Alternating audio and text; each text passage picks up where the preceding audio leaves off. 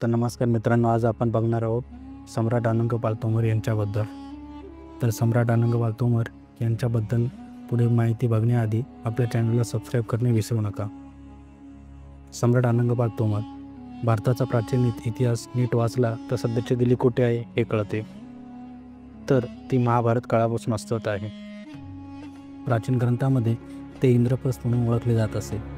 सध्याच्या दिल्लीचे मूळ स्वरूप तोमर क्षत्रिय वंशातील सम्राट अनंगपाल तोमर यांनी दिले होते. सम्राट अनंगपाल तोमर हे दिल्लीचे खरे बिल्डर म्हणून ओळखले जातात. त्यांच्या राजवटीत भारताची कीर्ती आणि वैभव जगभर पसरले. आताही कुतुब मिनार ज्या परिसरात बांधला गेला त्या परिसरात अनंगपाल तोमर बांधलेल्या सुंदर कामाची झलक पाहायला मिळते. सम्राट अनंगपाल तोमर यांचा इतिहास आणि चरित्र पुढे. सध्याच्या दिल्लीवर 7व्या शतकात क्षत्रिय तोमर घराण्याचे राज्य होते. 11व्या शतकापासून सुरू होते आणि 11व्या शतकात संपते. दिल्लीबद्दल असे म्हटले जाते की ते 7 वेळा नष्ट झाले आणि 8 वेळा स्थायिक झाले. आता दिल्ली ज्या ठिकाणी वसले आहे त्याचे श्रेय सम्राट अनंगपाल तोमर यांना जाते. सम्राट अनंगपाल तोमर यांनी 2 पुस्तके लिहिली होती. यामध्ये शुद्ध संस्कृतमध्ये श्री अंगपाल आणि दुसरे श्री अनंगपाल हे हरियाणवी बोली भाषेत लिहिले होते. हे दोन्ही लेखन हिंदी भाषेच्या विकासात महत्त्वाचे मानले जाते. तोमर घराण्याची सुरुवात अनंगपाल सिंग पहिला यांनी 7व्या शतकात केली. ते शतकाच्या मध्यभागी होते आणि त्यांच्या राजवटीत तोमरांनी मध्य भारत आणि पूर्व आणि पश्चिम भारताच्या मोठ्या क्षेत्रावर आपले वर्चस्व प्रस्थापित केले होते. त्यांनी अनंगपूर हे मीठ शहर वसवले.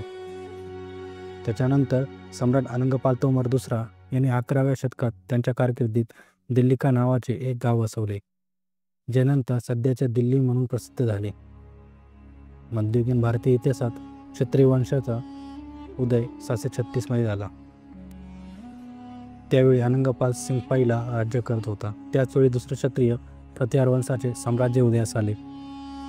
त्याचा महान शासक नागभट्ट पहिला होता.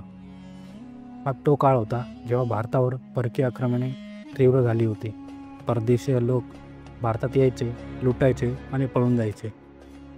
ही गंभीर परिस्थिती लक्षात घेऊन राजपुतांनी माउंट आबूवर यज्ञाचे आयोजन करण्यात आले, ज्यामध्ये सर्व लहान मोठ्या राजांनी एकत्र येऊन राष्ट्ररक्षणाची शपथ घेतली. तोमरांनी त्यांची पूर्वज पांडवांनी वसवलेल्या इंद्रप्रस्थ शहराचे पुनर्वसन करण्यासाठीच त्या क्षेत्राजवळ अनंगपूर शहर नावाचे वसवले आणि ते स्थापन केले. त्यानंतर या वंशात 1051 आणि 1081 या इसवी सन दरम्यान अनंगपाल तोमर दुसरा जो दिल्लिका नावाच्या याच ठिकाणी स्थायिक झाला आणि त्याने लालकोट म्हणजेच लाल किल्ला बांधला, जो सध्या दिल्ली म्हणून ओळखला जातो. अनंगपाल तोमर हे पूर्व आणि दक्षिण भारत यांनी आपले साम्राज्य पसरवले होते. तर सम्राट अनंगपाल तोमर यांच्याबद्दल तुम्हाला माहिती कशी वाटली ते नक्की कमेंट टाकून समजावे.